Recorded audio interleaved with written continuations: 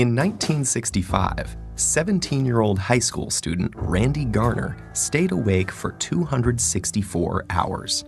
That's 11 days to see how he'd cope without sleep. On the second day, his eyes stopped focusing. Next, he lost the ability to identify objects by touch. By day 3, Garner was moody and uncoordinated. At the end of the experiment, he was struggling to concentrate, had trouble with short-term memory, became paranoid, and started hallucinating. Although Garner recovered without long-term psychological or physical damage, for others, losing shut-eye can result in hormonal imbalance, illness, and in extreme cases, death. We're only beginning to understand why we sleep to begin with, but we do know it's essential.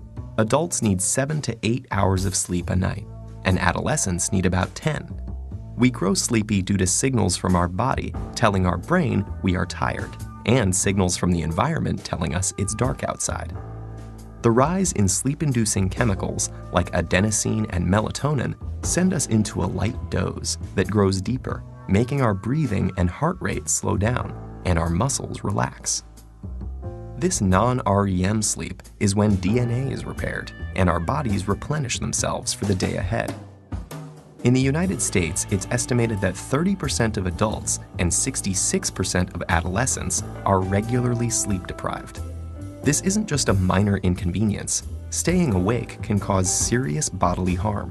When we lose sleep, learning, memory, mood, and reaction time are affected. Sleeplessness may also cause inflammation, hallucinations, high blood pressure, and it's even been linked to diabetes and obesity. In 2014, a devoted soccer fan died after staying awake for 48 hours to watch the World Cup. While his untimely death was due to a stroke, studies show that chronically sleeping fewer than 6 hours a night increases stroke risk by 4.5 times compared to those getting a consistent 7 to 8 hours of shut-eye. For a handful of people on the planet who carry a rare inherited genetic mutation, sleeplessness is a daily reality.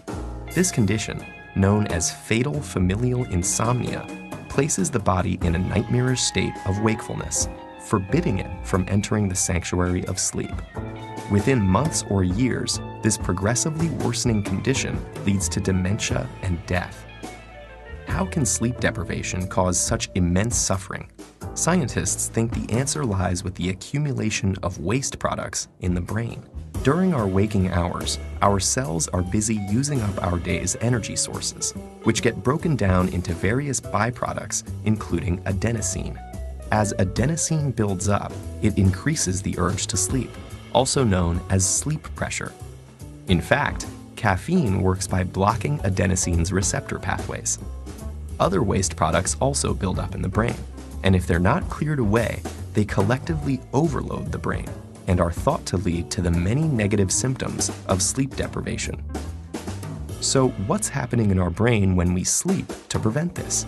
Scientists found something called the glymphatic system, a cleanup mechanism that removes this buildup and is much more active when we're asleep. It works by using cerebrospinal fluid to flush away toxic byproducts that accumulate between cells.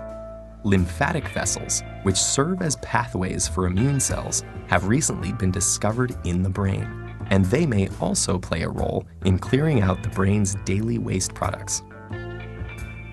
While scientists continue exploring the restorative mechanisms behind sleep, we can be sure that slipping into slumber is a necessity if we want to maintain our health and our sanity.